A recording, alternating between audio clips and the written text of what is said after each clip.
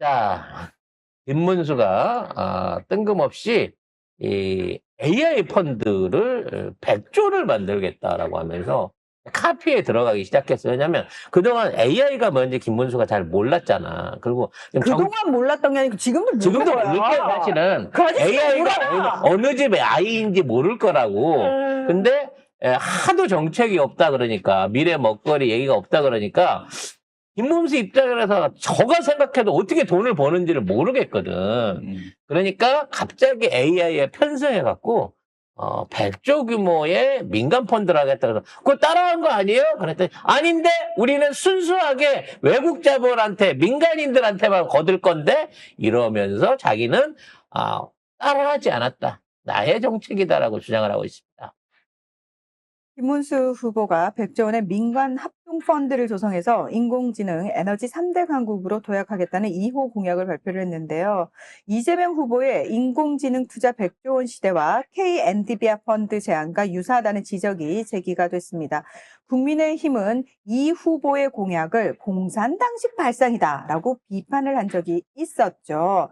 근데 김문수 캠프 측은 우리는 글로벌 기업이 참여하는 펀드로 외국 기업 투자를 유치하겠다는 점에서 차이가 있다.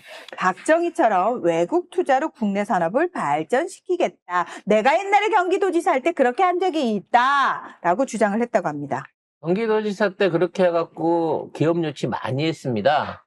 입지하는 사람 취득세 깎아주고 임대료 깎아주고 전기 공짜 넣어주고 전기 싸게 주고 그리고 환경법규나 이런 거 안 지켜도 되게끔 특례로 빼줬죠. 그래서 그 당시에 우리나라에 엄청나게 많은 심지어 중국이나 동남아에 퍼져 있었던 보금 공장, 염색 공장 이런 것들이 경기도에 다 들어왔습니다. 쉽게 말해서 공해산업에 고에너지를 소비하는 이른바 영양가 없는 사업들, 장판 사업, 요런 것들이 엄청나게 밀려 들어왔어요. 김문수는 그걸 공이라고 내세우고 있는 거죠. 자, 김문수 말대로, 나도 무슨 지역위원장 닮아가나 보다. 대구 그쪽에 갔는데 지역위원장, 우리 김민수 후보 이러면서 김문수 이름을 제대로 못 부르던데, 아무튼, 이 제안이 이재명 대표하고 다르게 나는 외국 사람들한테서만 돈을 빌릴 거야 라는 펀드라고 쳐봅시다. 어떻게? 그러면 누가 줘? 모르겠어. 어디 가갖고 또 이상한 사채업자를 잡아올지 누가 줘 어쩔지. 이거를? 근데 이재명 대표의 공약은 우리가 100조를 투자하는 대신에 그 투자금에 대한 만큼의 지분을 받아가지고 거기서 만들어지는 잠정적인 이익을 국민한테 나눠준다는 거 아니에요. 그러니까 우리 돈 투자하고 우리 기업 살려서 돈을 벌면 우리 국민들한테 나눠주겠다는 공약이잖아. 근데 얘는 외국 사람들한테 앞으로 우리나라가 잘 되고 돈을 벌 AI 산업에 대한 100조 원의 펀드를 내다 팔겠다는 거잖아. 그래서 이익이 생기면 외국에 주겠다는 거죠. 그렇지. 외국 놈한테 주겠다는 게 뭐야. 외국 놈 씨.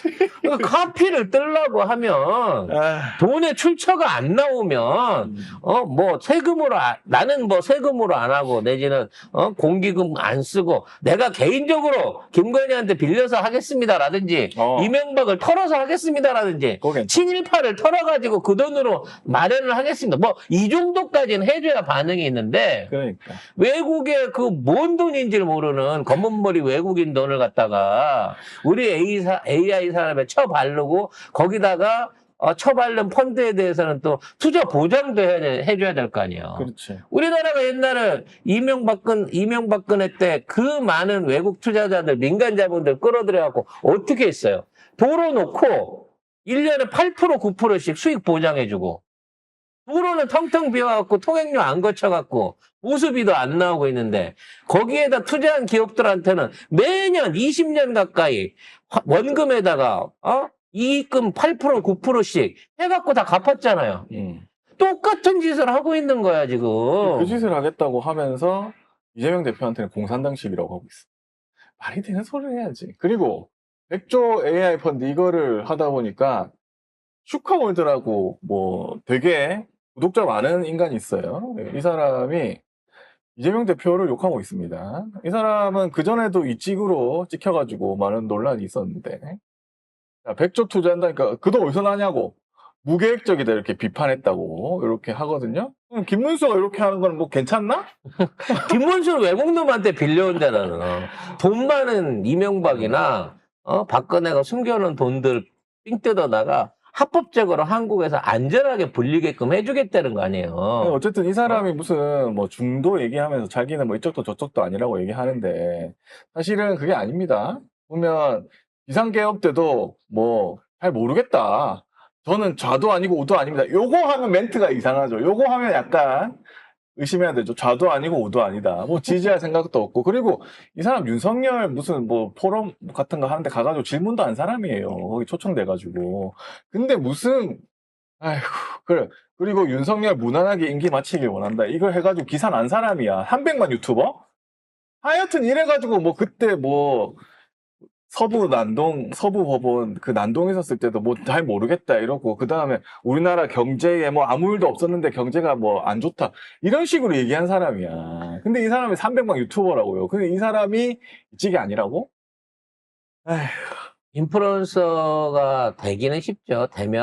되기는 어렵죠. 또 되면 돈 벌기도 쉽고 사회적으로 명망도 있고 말 그대로 어떤 요즘 들어서 가장 각광받는 위치에 있는 사람이기도 합니다. 근데 중요한 건 뭐냐면 그만한 지위와 위치를 가지고 그만큼의 사람들한테 영향을 줄 수 있는 사람은 진짜로 자기가 하는 행동들이 또는 발언들이 사회에 자기를 포함하고 있는 공동체에 어떠한 영향을 미칠 것인가라는 부분을 생각해야 된다고 저는 봐요. 그리고 그게 최소한의 책임이거든요. 문제는 이렇게 해가지고 뭐 MBC 무슨 뭐 어디도 나가고 하더라고.